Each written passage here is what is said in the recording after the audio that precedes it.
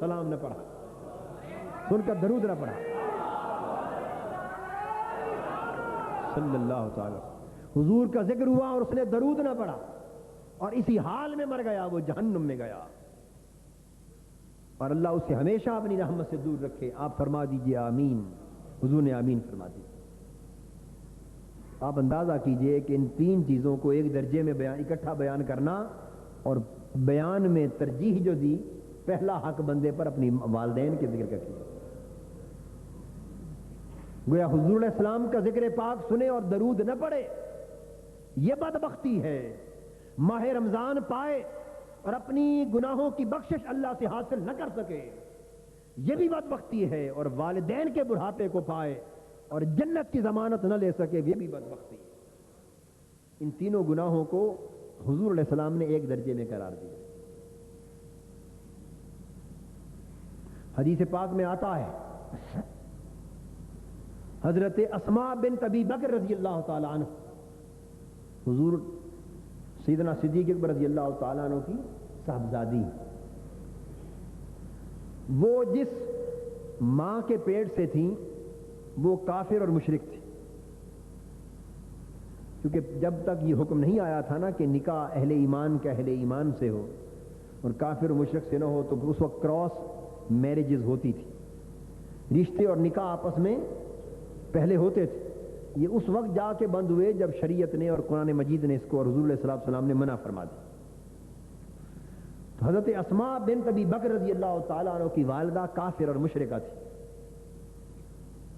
حضور علیہ السلام کے عہد مبارک میں, آپ کے عہد مبارک میں حضرت اسماء بنت ابی بکر کی والدہ ان سے ملنے کے لیے آئی, اور وہ کافرہ تھی, مشرکہ تھی. حضرت اسماء حضور علیہ السلام کی بارگاہ اقدس میں حاضر ہوئی اور عرض کیا, یا رسول اللہ, میری والدہ مجھے ملنے کے لیے آئی ہے اور وہ کافرہ اور مشرکہ ہے, یعنی حضور علیہ السلام کو نہیں مانتی. کافر اور مشرک ہونے کا معنی کیا ہے؟ نہ حضور کو مانتی ہے, نہ اسلام کو مانتی ہے, نہ قرآن کو مانتی ہے, بلکہ اللہ کے ساتھ شرک کرتی ہے, بتوں کی پوجا کرتی ہے. ذرا دیکھ لیجئے کہ کس سطح کا معاملہ ہے. مشرک یعنی دین کی دشمن ہے, دین کی منکر ہے. والدہ میری, تو اب فرمائیے میرے لیے کیا حکم ہے؟ آقا نے فرمایا کہ بے شک وہ مشرکہ ہے مگر ہے تو تیری ماں, اس کے ساتھ تیرے لیے اب بھی حسن سلوک کا حکم ہے. حسن سلوک کے ساتھ پیش آ, اس کا مذہب اس کے ساتھ ہے, مگر اولاد کو یہی چاہیے کہ وہ ماں سمجھ کے دیکھے, اور احسان اور حسن سلوک کا جو حکم ہماری طرف سے آیا اسے برقرار رکھے. حضور نبی اکرم صلی اللہ تعالی علیہ وآلہ وسلم نے مختلف مواقع پر کئی اعتبار سے ماں کے حقوق اپنی امت پہ اس طرح واضح فرمائے, جس سے اندازہ ہوتا ہے کہ اولاد اپنی عبادات کو اس وقت تک اللہ کی بارگاہ میں مقبول نہیں بنوا سکتی, اللہ کے حضور سے سعادت اور خوشبختی کی نعمت اس وقت تک نہیں پا سکتی جب تک وہ اپنی ماں کے حق کو سب سے بڑھ کر مقدم طریقے پر ادا نہیں کرتے.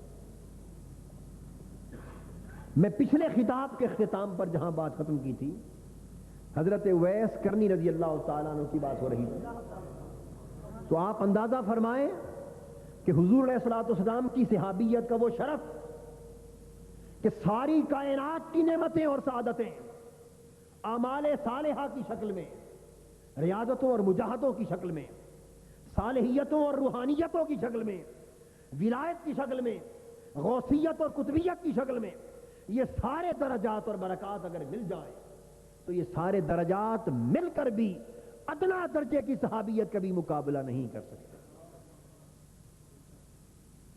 یعنی ساری تاریخ اسلام کے غوث اور کتب اور ابدال اور مجدد اگر وہ سارے مل جائیں, اور سیدنا غوث العظم رضی اللہ تعالیٰ عنہ ان جیسے مرتبے اور مقام ولایت رکھنے والے اولیاء اور صلحاء وہ مل جائیں, تو یہ سارے مقامات ولایت کا درجہ ملا کر ایک ایسے صحابی کی صحابیت کا مقابلہ بھی نہیں کر سکتا جس نے فقط ایک لمحے کے لیے آقا کا چہرہ دیکھا, ایمان کی حالت میں کلمہ پڑھا اور غسل کر کے جسم پاک کرنے کا بھی موقع نہ ملا اور وہیں شہید ہو گیا.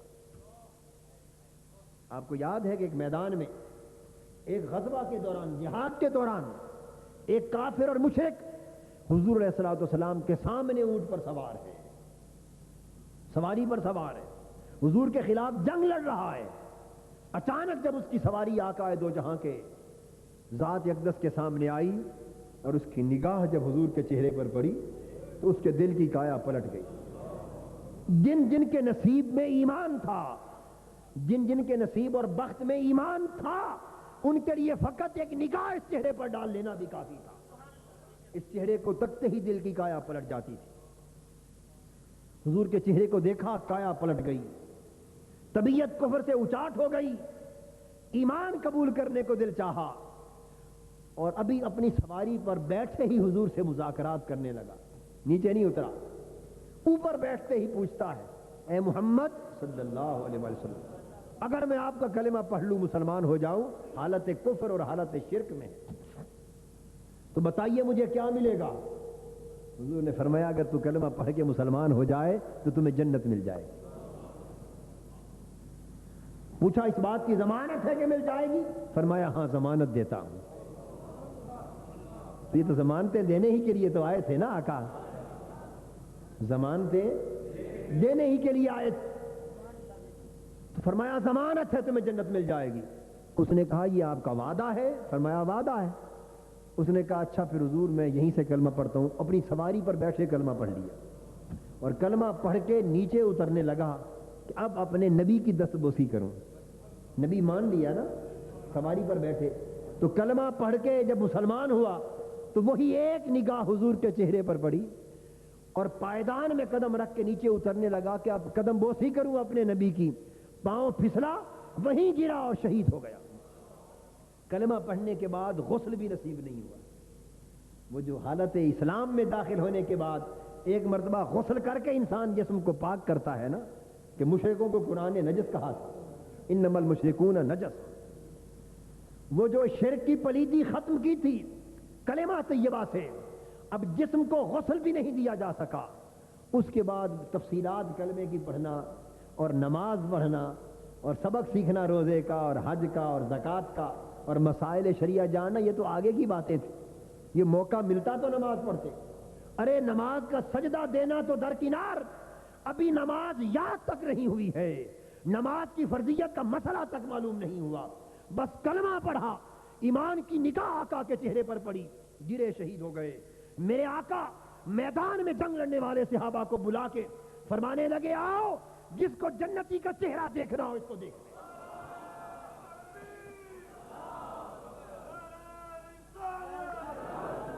تو میں عرض کر رہا تھا کہ اس نے نماز نہ پڑھی مگر صحابی ہو گیا، تو گویا صحابیت نماز سے نہیں ملتی۔ اگر نمازوں سے صحابیت ملتی تو کروڑوں لوگ اس دن امت میں ہوئے بڑی بڑی نمازیں پڑھنے والے، وہ نمازیں پڑھ پڑھ کے صحابی بن جاتے، مگر نہیں۔ صحابیت روزوں سے نہیں ملتی، ہوتے تو 40 سال عمر بھر روزے رکھنے والے قائم اللیل اور صائم النہار ہوئے، مگر اس طرح صحابیت نہ ملی۔ جہاد عمر بھر اپنی جان اللہ کی راہ میں کھپا دینے سے صحابیت نہیں ملتی، ساری رات اللہ کے حضور کھڑے ہو کے عبادت کرنے سے صحابیت، ساری مال جائیداد اللہ کی راہ میں لٹا دینے سے، سخاوت سے صحابیت۔ ارے ایمان کے دائرے میں آنے کے بعد اگر ساری کائنات کے اعمال صالحہ جمع کر لیے جائیں اور یہ چاہا جائے کہ ان سارے اعمال صالحہ کے نتیجے میں معمولی سی درجے کی صحابیت مل جائے تو اللہ فرماتا ہے نہیں، تمہاری نمازیں، تمہارے روزے، تمہارے حج، تمہارے زکوٰۃ، تمہارے اعمال صالحہ، تمہارا تقویٰ، تمہاری طہارت، زہد و ورع، صدق و اخلاص، تمہاری ریاضتیں، تمہارے مجاہدے، سارے ایک طرف، مگر جو شرف میرے محبوب کے چہرے کو تکنے سے ملتا ہے وہ نہیں مل سکتا۔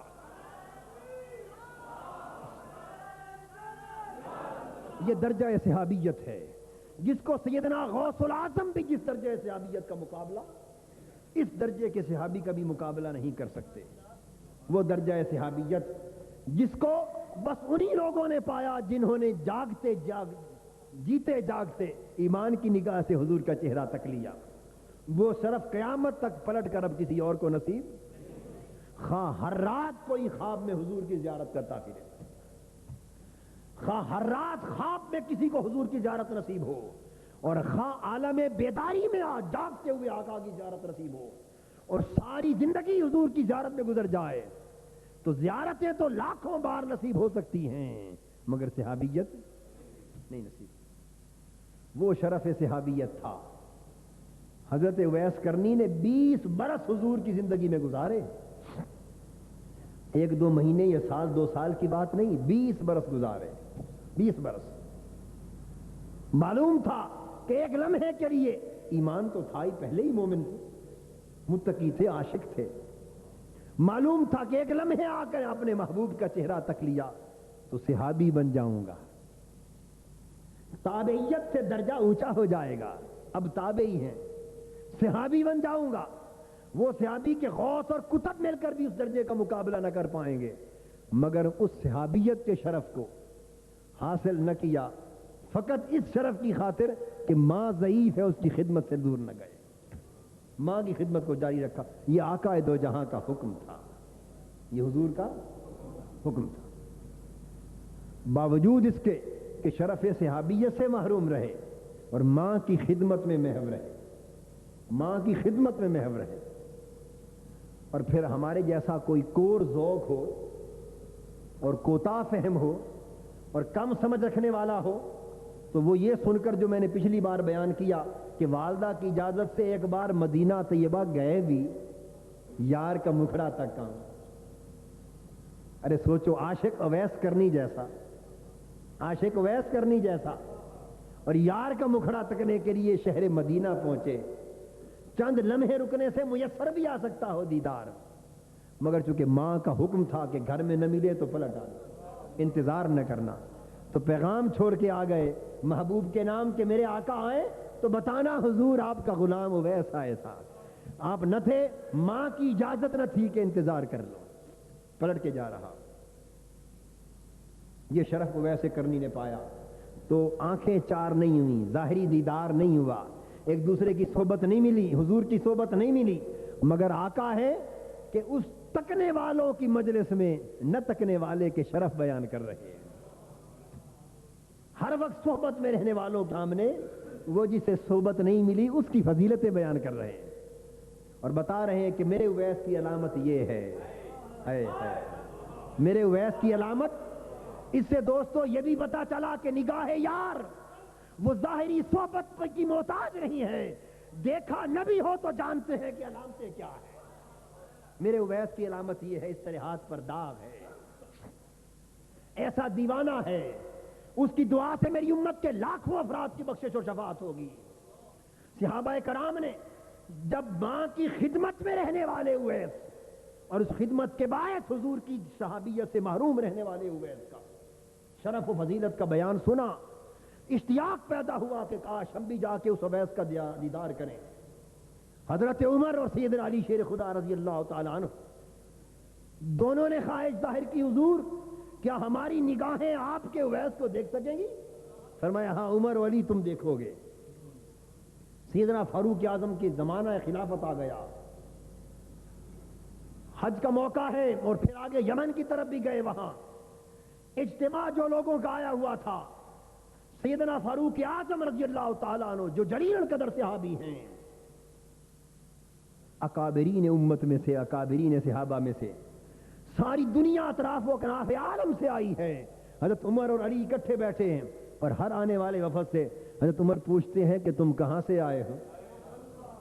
جو وفد کہہ دیتا یمن سے آئے ہیں، وہ پوچھتے کہ تم میں اویس ہے؟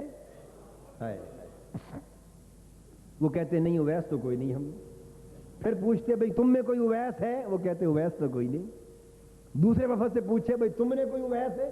جب دیکھ لیا کہ ان میں کوئی اویس نامی نہیں، ذہن میں تو یہی ہوگا نا کہ اویس ہے، حج پر آتا ہوگا، ہر سال حج کرتا ہوگا، مگر نہیں۔ پھر اس کے بعد پوچھا کہ اچھا یہ بتاؤ کہ تم اس کسی اویس کو جانتے ہو جو کرن میں رہتا ہے؟ اب لوگوں کا دھیان بھی اس طرف نہیں جاتا، جسے عمر فاروق پوچھ رہا ہے رضی اللہ تعالی عنہ، عمر فاروق جس کی نسبت پوچھ رہے ہیں، ان کا خیال ہوگا کہ وہ بڑا عالم فاضل ہوگا، کیونکہ بڑا نامور متقی پرہیزگار عالم ہوگا، عاقل ہوگا، کوئی بڑا دانشمند ہوگا۔ مگر وہ تو جس اویس کو جانتے تھے وہ تو گرد آلود اس کے بال ہیں، پھٹے پرانے کپڑے ہیں، وہ تو گلیوں سے گزرتا ہے، لوگ اسے دیوانہ دیوانہ پاگل پاگل کہتے ہیں، اسے پتھر مارتے ہیں۔ وہ تو اس دیوانے اویس کو جانتے تھے جو عشق یار میں دیوانگی کی حدوں کو چھو رہا تھا۔ تو جس کسی سے پوچھتے وہ کہتے جی اویس تو ہم کسی کو نہیں جانتے۔ پھر جب آپ نے علامت بیان کی کہنے لگے ہاں اس علامت کا ایک پاگل سا رہتا ہے، اس کا نام اویس۔ ہم نے اس لیے نہیں بتایا کہ عمر کو کیا سروکار اس سے، ہائے ہائے، امیر المومنین کو کیا کام اس دیوانے اویس سے۔ فرمایا یہ فرزانے اسی دیوانے کو دیکھنے آئے ہیں، ہم اسی دیوانے کو تکنا چاہتے ہیں۔ جب اس کی خبر لے لی حضرت عمر اور حضرت علی شیر خدا رضی اللہ تعالیٰ عنہ دونوں چل پڑے یمن میں، کرن کے علاقے میں، اور جا کے لوگ جسے دیوانہ سمجھ کر پتھر مارتے ہیں عمر و علی اس کی زیارت کے لیے گلی کوچے پھرتے ہیں، تلاش کرتے کرتے باہر جا پہنچے۔ پوچھا بھائی ہم نے اویس کو ملنا ہے، کہنے لگے آپ نے اویس کو کیا دیکھنا ہے، وہ تو پاگل ہے، اگر ہنسنے لگے تو ہنستا ہی چلا جاتا ہے، رونے پہ آ جائے تو روتا چلا جاتا ہے، تم نے اس اویس سے کیا کرنا ہے۔ وہ چلے گئے، جا کے پوچھا حضرت اویس باہر کھڑے ہیں۔ کیسے کھڑے؟ نماز پڑھ رہے ہیں اور بھیڑیے ان کی بکریوں کا پہرا دے رہے ہیں، بھیڑیے بکریوں کا پہرا دے رہے ہیں، خود نماز پڑھ رہے ہیں۔ یہ تو پہلا نظارہ تھا۔ جب فارغ ہوئے یہ دونوں ملے تو اپنا تعارف کرایا، انہوں نے پوچھا میرے حضور نے جو میرے لیے تحفہ بھیجا ہے وہ تو دے دو۔ آپ نے کیا کیا تھا معلوم ہے وہ تحفہ کیا تھا؟ جب حضور نے فرمایا نا عمر اور علی رضی اللہ تعالیٰ عنہما کہ تم میرے اویس سے ملو گے تو ساتھ اپنا جبہ دے دیا، فرمایا جب ملو تو میرا جبہ جا کے اویس کو دے دینا۔ انہوں نے جبہ پیش کر دیا حضور علیہ الصلوۃ والسلام کا۔ یہ مختلف باتیں پوچھتے اور اویس ہر بات سے اپنے موضوع کو پھیر پھیر کے صرف یار کی بات پوچھتے، یہ موضوع کو اور طرف لے جاتے، وہ موضوع کو یار کی طرف لے جاتے۔ کوئی میرے آقا کی بات سناؤ، کوئی حضور کی مجلس کی بات سناؤ، کوئی بتاؤ وہ باتیں کس طرح کرتے تھے، وہ اٹھتے بیٹھتے کس طرح تھے، ہائے وہ چلتے پھرتے کس طرح تھے، تم انہیں کیسے دیکھتے تھے، ان کے ساتھ کیسے رہتے تھے، ان کا میلاب کیسا تھا، وہ مسکراتے کیسے تھے۔ وہ یار تھا، دیوانہ تھا محبوب کا، وہ حضور کی ادائیں پوچھتا رہا۔ اور بات یہاں جا کے ختم ہوئی، ان کی حیرت کی انتہا نہ رہی کہ جانتے ہوئے کہ یہ حضور کے صحابی ہیں، اویس نے سوال کر دیا حضرت عمر اور حضرت علی سے کہ تم نے میرے حضور کو دیکھا ہے؟ ہائے ہائے ہائے دوستو، یہ سوال، ان سوالوں کی قدر و قیمت کیا ہے یہ تو اہل محبت ہی جانتے ہیں۔ ہم تو روکھے لوگ ہیں، کیا جانیں، ہم تو روکھے لوگ ہیں، محبت کی چاشنی سے آگاہ نہیں، محبت کی حلاوت سے آگاہ نہیں۔ ہمیں کیا خبر کہ یہ بھی پوچھنے کی نوبت آتی، ہر وقت پاس رہنے والوں سے یہ بھی پوچھا جا سکتا ہے کہ تم نے میرے یار کا مکھڑا دیکھا ہے؟ وہ فرمانے لگے کہ ہم تو حضور کے ساتھ زندگی بھر رہے ہیں، تم پوچھتے ہو کہ دیکھا ہے، لیکن اویس تو اپنی نگاہ سے دیکھنا پوچھ رہے تھے نا، اپنی نگاہ کا دیکھنا پوچھ رہے تھے۔ فرمایا ہاں دیکھا ہے، ہم وقت حضر سفر میں حضور کے ساتھ رہے۔ اویس فرمانے لگے عمر اور علی رضی اللہ تعالیٰ عنہما تم نے جو کچھ دیکھا وہ تو میرے محبوب کا سایہ تھا، ہائے ہائے، اصل حقیقت تو دیکھی نہیں۔